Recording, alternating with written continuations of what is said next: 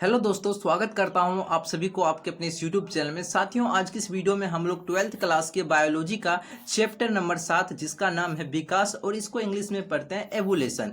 इस अध्याय का हम लोग सभी महत्वपूर्ण ऑब्जेक्टिव प्रश्न करने वाले हैं। और दोस्तों, इस अध्याय से 5 से 7 प्रश्न पूछे जाते हैं और इससे पहले हम लोग चैप्टर 6 तक पूरा ऑब्जेक्टिव बना चुके हैं और चैप्टर 8 का भी डाल चुके हैं और चैप्टर 7 का बचा था, तो इस पर हम वीडियो लेकर आ गए हैं। तो इस वीडियो को आप सभी को अंत तक देखना है डियर, क्योंकि वीडियो बनाने में डियर टाइम लगता है, मेहनत लगता है। तो आप जो मेरा मेहनत है इसका फायदा आप जरूर लीजिए, ठीक है ना। तो चलिए वीडियो को स्टार्ट करते हैं। सबसे पहले आपको हम बतला देते हैं इसमें कौन कौन से क्वेश्चन इंक्लूड है। अभी तक जितने भी बोर्ड परीक्षा में क्वेश्चन इस अध्याय से पूछा गया है उसमें इस अध्याय का सभी क्वेश्चन इंक्लूड है। एंड जितना भी एनसीईआरटी का मोस्ट इंपॉर्टेंट क्वेश्चन है जो पूछे जाने की संभावना है, सभी क्वेश्चन इस अध्याय का इंक्लूड है। तो आपको वीडियो को अंत तक देखना है। तो चलिए वीडियो को शुरू करते हैं। इसमें कुल टॉपिक 9 है, तो पहला टॉपिक से हम लोग स्टार्ट करते हैं। देखिए, पहला टॉपिक में पहला टॉपिक का नाम है इसमें जीवन की उत्पत्ति यानी ओरिजिन ऑफ लाइफ। इस टॉपिक में जितना भी क्वेश्चन इंपॉर्टेंट है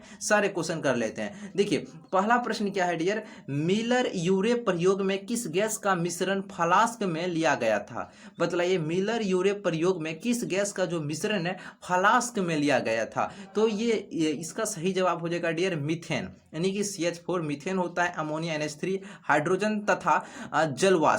इस गैस का मिश्रण फ्लास्क में लिया गया था मिलर यूरे प्रयोग में, ठीक है ना। आप पढ़े होंगे तो आपको पूछा गया होगा, इसे नहीं पढ़े तो आपको याद कर लेना है। जितना भी प्रश्न बतलाएंगे आपके परीक्षा में उससे बाहर नहीं पूछा जाएगा, ये मेरी गारंटी है, ठीक है ना। अगला देखिए, दूसरा प्रश्न है आपका, मिलर यूरे प्रयोग द्वारा प्रमुख रूप से कौन सा अमीनो अम्ल तैयार किया गया था? जो मिलर यूरे प्रयोग है ना, इसमें मुख्य रूप से कौन सा एमिनो एसिड तैयार किया गया था? इसमें एलानिन एंड आपका ग्लाइसिन नामक एमिनो एसिड तैयार किया गया था। ऑप्शन नंबर बिल्कुल सी हो जाएगा सही जवाब। अगला देखिए डियर, क्या है तीसरा प्रश्न, मिलर यूरे द्वारा लिए गए गैसीय मिश्रण का अनुपात है, जिसमें आप सभी जानते हैं अभी मिलर यूरे द्वारा प्रयोग में कौन कौन से गैस, मीथेन, अमोनिया और हाइड्रोजन तथा जलवाष्प लिया गया था इसमें।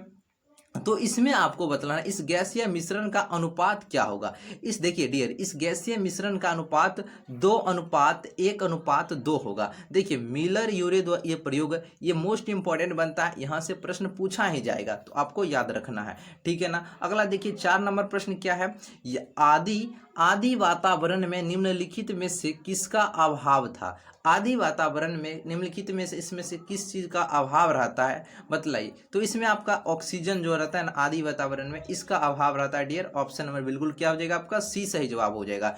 चलिए, अगला प्रश्न है आपका, ब्रह्मांड क्या है, ब्रह्मांडवाद के अनुसार पृथ्वी पर जीव अन्य ग्रहों से किस रूप में आया है? ब्रह्मांडवाद के अनुसार पृथ्वी पर जीव अन्य ग्रहों से किस रूप में आया है? दोस्तों, ये बीजाणु के रूप में आया है। ऑप्शन नंबर बिल्कुल बी हो जाएगा सही जवाब, याद रखिएगा, ठीक है ना। चलिए, 6 नंबर प्रश्न क्या है, क्या कह रहा है, देखिए, वैज्ञानिक SL मिलर ने कार्बनिक अणुओं के गठन के लिए अपने प्रयोग में जल वाष्प, मीथेन और अमोनिया के साथ निम्नलिखित गैस का उपयोग किया था, बतलाइए। देखिए, मीथेन, अमोनिया और अभी तुरंत के एगो हाइड्रोजन लिया था ना, हाइड्रोजन, तो सही जवाब आपका क्या हो जाएगा, hydrogen. 3 go gas, methane, hydrogen and आपका क्या, अमोनिया NH3। चलिए, 7 नंबर प्रश्न देखिए क्या है, स्वतः जनन का सिद्धांत जिसमें जीवन की उत्पत्ति 6 मान पदार्थों से माना गया था को जीवाणुओं के संदर्भ में किसने खारिज किया था डियर? लुई पास्चर ने किया था, ठीक है। अगला देखिए, 8 नंबर प्रश्न क्या है, कोएसरवेट्स को प्रायोगिक रूप से किसके द्वारा नाम दिया गया, बतलाइए। तो सही जवाब आपका हो जाएगा ओपेरिन। देखिए, क्या है, कोएसरवेट्स को प्रायोगिक रूप से किसके द्वारा नाम दिया गया था? ओपेरिन के द्वारा। ऑप्शन नंबर क्या हो जाएगा, बिल्कुल ए हो जाएगा। अगला प्रश्न देखिए क्या है, P+Q का whole square equal to P² + 2PQ + Q² बराबर 1 प्रदर्शित करता है, जिसका उपयोग होता है। एनसीईआरटी का प्रश्न बनता है। देखिए, इस अध्याय का जितना भी क्वेश्चन है सारे क्वेश्चन करेंगे। तो ये होता है आपका जनसंख्या अनुवांशिकी के लिए इसका उपयोग होता है। ठीक है, ऑप्शन नंबर बिल्कुल ए हो जाएगा। अगला है स्टेनले मिलर प्रयोग बताता है। ये प्रयोग क्या बतलाता है? ये रसायनवाद बताता है। क्या बताता है? रसायनवाद बताता है। अगला है फिलोसोफिक जूलॉजिक पुस्तक किसने लिखी है? क्वेश्चन पूछा जा चुका है, फिलोसोफिक जूलॉजिक पुस्तक किसने लिखा है? ये लामार्क साहब जी ने लिखे हैं। अगला है पुनरावृत्ति का सिद्धांत प्रतिपादित किया गया। पुनरावृत्ति का जो सिद्धांत है ये किसके द्वारा प्रतिपादित किया गया है? तो याद रखेगा डियर, इसका सही जवाब हो जाएगा हेकल के द्वारा। हेकल के द्वारा पुनरावृत्ति का सिद्धांत का प्रतिपादन किया गया था। निम्नलिखित वैज्ञानिकों में से किसने प्रोबायोटिक संरचनाओं को कोएसर वेट नाम दिया है? बतलाइए। सही जवाब आपका क्या हो जाएगा? अभी जस्ट क्वेश्चन किए हैं, रिपीट किया है ओपेरिन के द्वारा। क्या गया था ना, अभी डबल क्वेश्चन रिपीट किया है। आपको ये क्वेश्चन अवश्य याद होना चाहिए, ठीक है ना। अगर वीडियो को ध्यान पूर्वक देखिएगा तो आपको सभी प्रश्न याद होगा। सबसे प्रारंभिक जीव थे, सबसे प्रारंभिक जीव कौन थे? आपका रसायन विषमपोषी था, रसायन विषमपोषी। और ये 15 नंबर प्रश्न आपके 2019 में पूछा गया था। एस.एल. मिलर ये किससे संबंधित है? ये संबंधित है जीवन की उत्पत्ति एवं विकास से संबंधित होता है डियर। सही जवाब आपका ऑप्शन नंबर ए हो जाएगा। देखिए 16 नंबर प्रश्न है, शैलकर्मक होता है, और ये 2022 में प्रश्न पूछा गया था। शैलकर्मक ये होता है, ये क्या होता है डियर? ये जीव रहित होता है एंड आपका नग्न चट्टानी प्रदेश में रहता है। ऑप्शन नंबर बिल्कुल क्या हो जाएगा? ऑप्शन नंबर बिल्कुल सी हो जाएगा। ये टॉपिक नंबर 1 हो गया खत्म, ठीक है। अब हम लोग टॉपिक नंबर 2 करेंगे। और देखिए डियर, आपको थोड़ा भी वीडियो अच्छा लगे तो आप सभी लाइक कीजिएगा, और इस चैनल पर पहली बार विजिट कर रहे हैं तो चैनल को अवश्य सब्सक्राइब कर लीजिएगा, ठीक है ना। इतना मेहनत करते हैं तो आपका फर्ज बनता है इतना तो काम कर देना, ठीक है ना। तो जरूर इसको कीजिएगा। चलिए टॉपिक नंबर 2 का हम लोग, टॉपिक नंबर 2 है जीवन स्वरूप का विकास एक सिद्धांत, यानी इंग्लिश में evolution of life from theory. यानी इस टॉपिक में आप जितना भी प्रश्न है इस टॉपिक में वो इसमें भी 13 ही क्वेश्चन है, ठीक है ना। तो इस टॉपिक को हम कवर कर लेते हैं। चलिए देखिए पहला क्वेश्चन इस टॉपिक का क्या है? चार्ल्स डार्विन द्वारा प्रयुक्त जहाज का नाम क्या था? तो इस जहाज का नाम था HMS बीगल। HMS बीगल था। ऑप्शन नंबर बिल्कुल बी हो जाएगा सही जवाब। अगला प्रश्न देखिए क्या है, क्या प्रश्न पूछा जा रहा है? कौन सा मत व्यक्तिगत जाति वृत्त की पुनरावृत्ति करता है? तो सही जवाब हो जाएगा आपका पुनरावृत्ति का सिद्धांत, पुनरावृत्ति का सिद्धांत। अगला प्रश्न है, और एनसीईआरटी एक्सप्लेन, यानी एनसीईआरटी का क्वेश्चन है क्या है? विकासवाद के लिए जीवाश्मवाद साक्ष्य किससे संबंधित है? ये संबंधित है डियर किससे? जीवाश्म से संबंधित होता है, जीवाश्म से। अगला प्रश्न है, डार्विन किसके कार्य से अत्यधिक प्रभावित हुआ था? ये हुआ था किसके कार्य से? मॉल्थस के प्रभाव से हुआ था, मॉल्थस के प्रभाव से। अगला डियर, प्रतिजैविक प्रतिरोधी जीवाणुओं की उपस्थिति किसका उदाहरण है? और ये क्वेश्चन एनसीईआरटी का है, मोस्ट इंपोर्टेंट क्वेश्चन बनता है, तो याद रखिएगा। सही जवाब हो जाएगा क्या है? जवाब इसका हो जाएगा आपका बिल्कुल सही जवाब ऑप्शन नंबर बी हो जाएगा, पूर्ववर्ती विभिन्नता का, पूर्ववर्ती विभिन्नता का, पूर्ववर्ती विभिन्नता का। 2-4 बार पढ़िए लेकिन आपको याद कर लेना है। 6 नंबर है, कौन सी एक परिघटना जैव विकास में प्रकृति चयन का डार्विन की धारणा को सहयोग देती है? तो सही जवाब आपका क्या हो जाएगा? ऑप्शन नंबर बिल्कुल क्या हो जाएगा? ऑप्शन नंबर बिल्कुल आपका हो जाएगा कीटों में कीटनाशक प्रतिरोधकता उत्पन्न होना। सही जवाब हो जाएगा ऑप्शन नंबर आपका सी, ठीक है ना। देखिए 7 नंबर प्रश्न क्या कर रहा है? किन प्रमाणों से यह साबित होता है कि मनुष्य लंगूरों की तुलना में चिंपैंजी के अधिक निकट है? किन प्रमाणों से यह साबित है कि मनुष्य लंगूर की तुलना में चिंपैंजी के अधिक निकट है? तो सही जवाब आपका क्या हो जाएगा? ऑप्शन नंबर डी हो जाएगा, ऑटोसोम्स एवं हेट्रोसोम्स के डीएनए से। ऑप्शन नंबर बिल्कुल क्या हो जाएगा? D number. ऑप्शन नंबर क्या हो जाएगा? डी नंबर सही जवाब हो जाएगा। पृथ्वी पर जीवन की उत्पत्ति से संबंधित पुस्तक लिखी गई थी। ये पुस्तक लिखी गई थी ओपेरिन के द्वारा, लिखा गया था ओपेरिन के द्वारा। निम्नलिखित में से कौन सा तत्व पृथ्वी के आदिकालीन वातावरण में आणविक स्थिति में उपस्थित नहीं था? तो सही जवाब क्या होगा डियर? ऑक्सीजन। एक बार और प्रश्न कर चुके हैं, ऑक्सीजन आपका सही जवाब हो जाएगा। अगला है, डार्विन की फिंच एक अच्छा उदाहरण है। डार्विन की फिंच एक अच्छा उदाहरण है। यह है अनुकूली विकिरण का उदाहरण हो जाएगा, अनुकूली विकिरण का। और 11 नंबर जो प्रश्न है आपके परीक्षा में पूछा जा चुका है 2020 में, जीवाश्म सामान्यतः किस में पाए जाते हैं? ये पाए जाते हैं तलछटी चट्टानों में पाए जाते हैं। अगला है पक्षियों तथा तितली का डैना ये कैसा अंग होता है? ये होता है असमजात अंग, और ये भी प्रश्न पूछा जा चुका है, तो आपको अच्छे तरीके से याद कर लेना है। देखिए क्या है क्वेश्चन 13 नंबर, कार्बनिक या जैविक विकास के पूर्व रासायनिक विकास हुआ था, इसकी अवधारणा किसके द्वारा दिए गए थे? इसकी अवधारणा दोस्तों किसके द्वारा दिया गया था? ये भी प्रश्न देख सकते हैं 2019 में पूछा गया था। इसकी अवधारणा है ना ये SAI ऑपेरिन तथा यानी ऑपेरिन के द्वारा एवं JBS एल्डेन के द्वारा, यानी एल्डेन के द्वारा और ऑपेरिन के द्वारा इस विकास की अवधारणा दिया गया था, और 2019 में ये प्रश्न पूछा गया था, तो आपको याद रखना है। बस ये वो टॉपिक हो गया खत्म। अब टॉपिक नंबर 3 का सभी प्रश्न करेंगे। चलिए टॉपिक नंबर 3 क्या है आपका? विकास के प्रमाण क्या है? अगर पढ़े होंगे इसमें टॉपिक 3 है विकास के प्रमाण क्या है, तो इस टॉपिक में आप जितना प्रश्न है ऑब्जेक्टिव का सभी करेंगे, यानी what are the evidences for evolutions, English में इसका नाम हो गया। तो चलिए इसको हम पहला नंबर क्वेश्चन को देखते हैं। क्या है क्वेश्चन पहला? निम्नलिखित में से कौन सा संयुक्त कड़ी है पक्षी एवं सरीसृप के बीच होता है? तो सही जवाब क्या हो जाएगा डियर?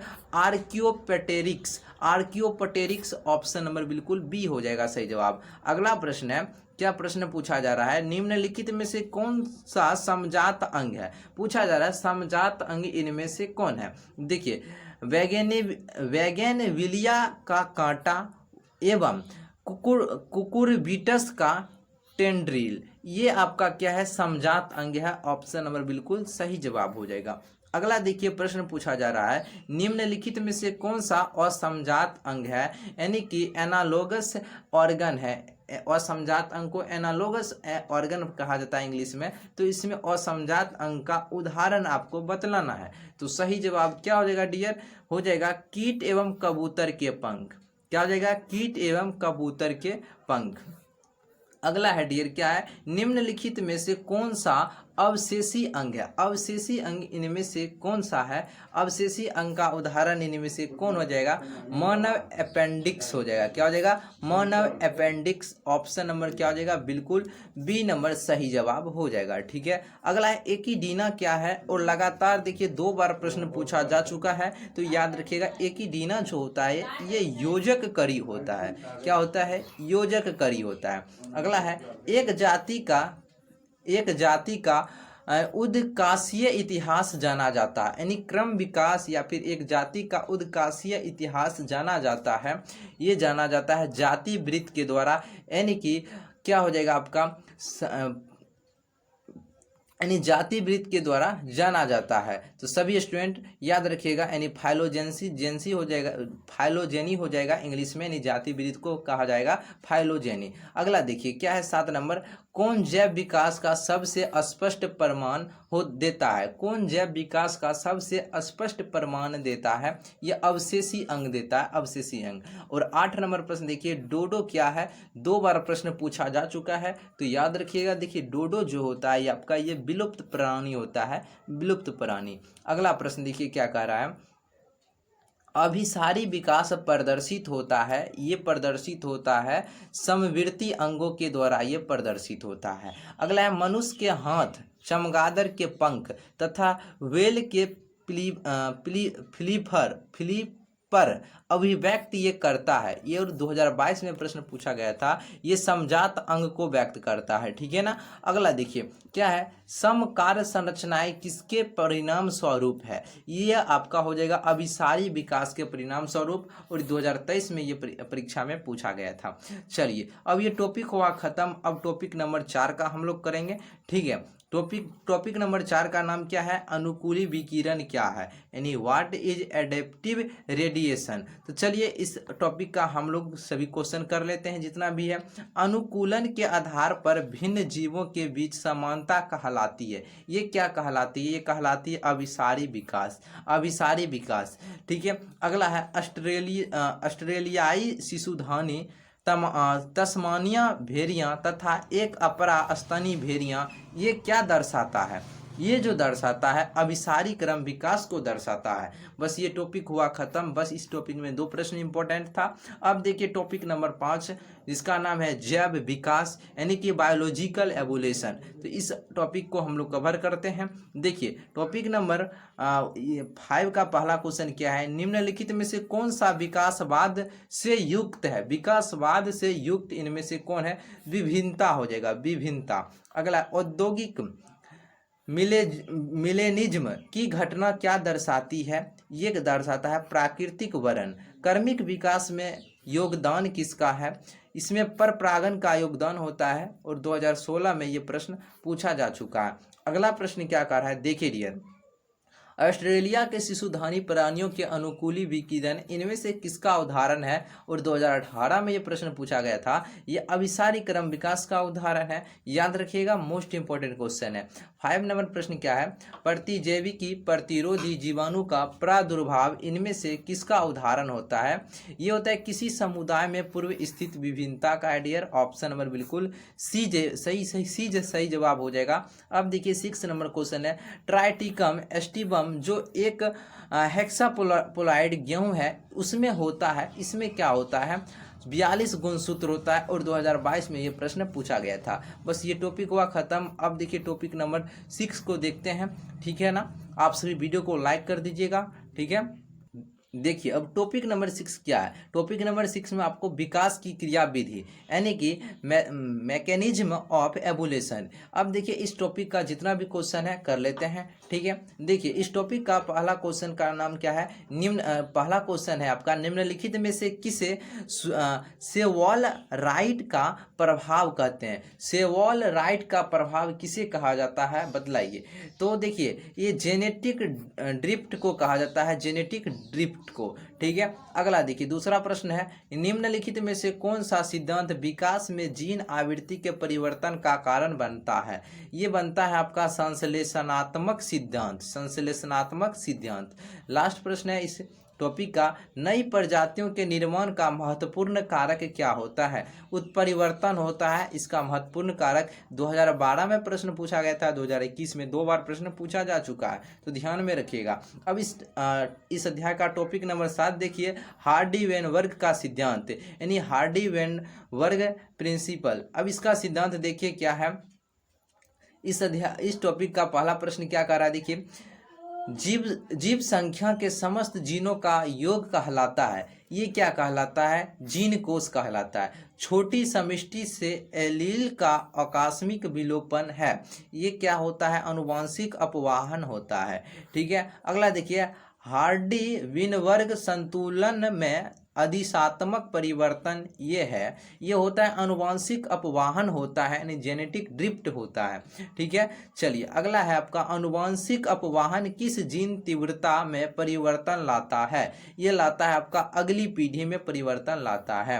अगला प्रश्न क्या कहता है, हार्डी-वेनबर्ग को लागू किया जा सकता है इनमें से किसकी अनुपस्थिति में। ये होता है आपका उत्परिवर्तन की उपस्थिति में, प्राकृतिक चयन की उपस्थिति में, पुनर्संयोजन की उपस्थिति में। सही जवाब आपका हो जाएगा, क्या हो जाएगा, इन सभी की अनुपस्थिति में। तो सही जवाब हो जाएगा हार्डी-वेनबर्ग को लागू किया जा सकता है किसकी अनुपस्थिति में, ये इन सभी के अनुपस्थित होता है तब ये लागू किया जाता है हार्डी-वेनबर्ग, ठीक है ना। चलिए अगला सही जवाब, अगला देखिए क्वेश्चन क्या हो जाएगा आपका, टॉपिक नंबर 8 जिसका नाम है विकास का संक्षिप्त विवरण यानी ये ब्रीफ अकाउंट ऑफ एवोल्यूशन।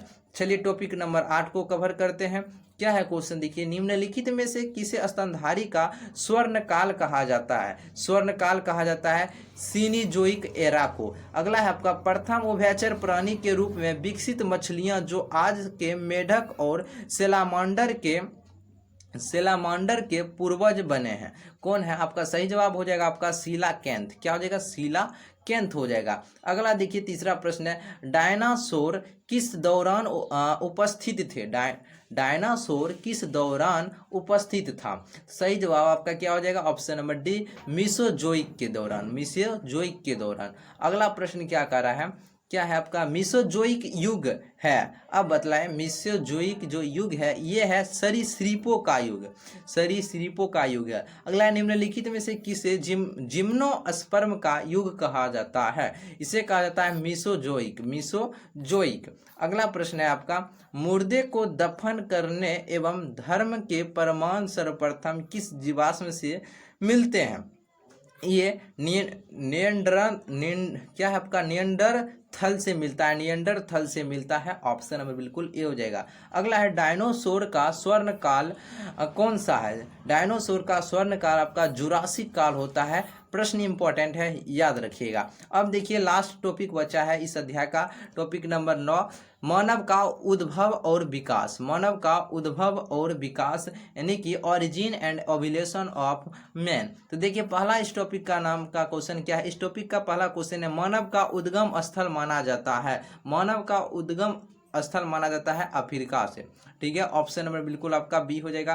पहला मानव जिसके जीवाश्म अफ्रीका के अलावे यूरोप और एशिया में मिले हैं। पहला मानव जिसके जीवाश्म अफ्रीका के अलावे यूरोप और एशिया में मिले हैं। तो सही जवाब हो जाएगा आपका होमो इरेक्टस, होमो इरेक्टस। अगला प्रश्न है आपका, सर्वाधिक कपाल क्षमता होती है, सर्वाधिक कपाल क्षमता होती है क्रो-मैग्नोन मानव की, क्रो-मैग्नोन मानव की होती है डियर। अगला देखिए, मनुष्य निम्नांकित में से किस ऑर्डर तथा किस कुल का सदस्य होता है। ये होता है डियर प्राइमेट्स तथा होमिनिडी। और प्रश्न इंपॉर्टेंट है, 2020 में पूछा जा चुका है। ठीक है, अगला है, ड्रायोफिथिकस इनमें से किसके अधिक समान थे। इनमें से किसके अधिक समान थे। तो ये ऐप के अधिक समान थे, 2019 में परीक्षा में पूछा गया था। ठीक है, मनुष्य के विकास की आयु किसके द्वारा मापी जाती है। ये मापा जाता है रेडियोधर्मी दिनांकन या फिर रेडियोधर्मी डेटिंग के द्वारा ये मापी जाती है। डायनासोर है, 2022 में प्रश्न पूछा गया था। डायनासोर ये क्या है, ये आपका क्या है बतलाइए। ये आपका विलुप्त सरीसृप है, विलुप्त प्रजातियां हैं, विलुप्त सरीसृप वर्ग में ये होते हैं, सरीसृप युग के हैं। सीनोजोइक युग जाना जाता है, सीनोजोइक युग जाना जाता है। तो बतलाइए, स्तनधारियों तथा आधुनिक वनस्पतियों का काल युग को जाना जाता है। ठीक है, और 2022 में प्रश्न पूछा गया था। समझिए, आपको बुझेबे नहीं करेगा ये कैसा कैसा क्वेश्चन है। ठीक है, तो आपको यही सारे क्वेश्चन देखना है। आप बार बार जो आसान आसान क्वेश्चन है, समझिएगा, आसान आसान क्वेश्चन इतना देखते हैं, क्या वो क्वेश्चन आएगा? नहीं आएगा, 100% है, नहीं आएगा। एक बार एग्जाम दीजिएगा तब पता चलेगा, ये बात जान लीजिए। ठीक है, तो जितना भी क्वेश्चन देते हैं ना चैप्टर वाइज, उसको अवश्य एक बार कवर कर लीजिए। और ऐसे में तो आपको करवा ही रहे मॉडल सेट जितना भी है, एंड आपका इंटरनेट मॉडल सेट भी स्टार्ट करेंगे। अब ये 5 मॉडल सेट जो टारगेट था वो सभी खत्म कर दिए हैं। अब इंटरनेट मॉडल सेट 5 का करेंगे और सब्जेक्टिव भी लाते रहेंगे। ठीक है ना, प्रत्येक दिन सब्जेक्टिव का भी आएगा वीडियो। अगला देखिए क्या है, जावा कपी मानव की कपाल क्षमता थी। अब देखिए 2023 में ये प्रश्न पूछा गया था, जावा कपी मानव की कपाल क्षमता थी। इस अध्याय का और इस टॉपिक से क्वेश्चन बनता है। तो सही जवाब हो जाएगा आपका 900 सीसी। क्या था? 900 सीसी। लास्ट क्वेश्चन है इस टॉपिक का, प्रथम स्तनपायु किस युग में दिखाई दिया। ये 2023 में प्रश्न पूछा गया था। ये आपका त्रिएसिक युग में दिखाया गया था। ठीक है ना, त्रिएसिक युग में। तो सभी प्रश्न को आपको याद कर लेना है। और इसका PDF लेना चाहते हैं, व्हाट्सएप ग्रुप का नंबर है 9939735442। ठीक है ना, PDF कोर्स लीजिएगा तो एक सब्जेक्ट का 50 रुपया लेते हैं। ठीक है ना, और सभी देंगे क्वेश्चन, और परीक्षा में 100% को टकराने की गारंटी। बहुत ही मिनिमम कोर्स है, और सभी सब्जेक्ट का लेते हैं तो 150 रुपया लगता है। तो लेना चाहते हैं संपर्क कीजिएगा, या फिर नहीं भी लेना चाहते हैं तो इस व्हाट्सएप ग्रुप से आप सभी ज्वाइन हो जाइएगा। व्हाट्सएप ग्रुप का नंबर है, और टेलीग्राम ग्रुप का भी, दोनों का लिंक डिस्क्रिप्शन में दे देंगे। इस वीडियो के डिस्क्रिप्शन में डायरेक्ट वहां से आप ज्वाइन हो सकते हैं। ठीक है ना, जो सक्षम नहीं है भाई नहीं लीजिएगा। ठीक है, इसी तरह पढ़िए, सक्षम है अवश्य लीजिए क्योंकि फायदेमंद है। ठीक है, तो चलिए आज के लिए इतना ही, फिर मिलते हैं नए चैप्टर के साथ नए वीडियो में।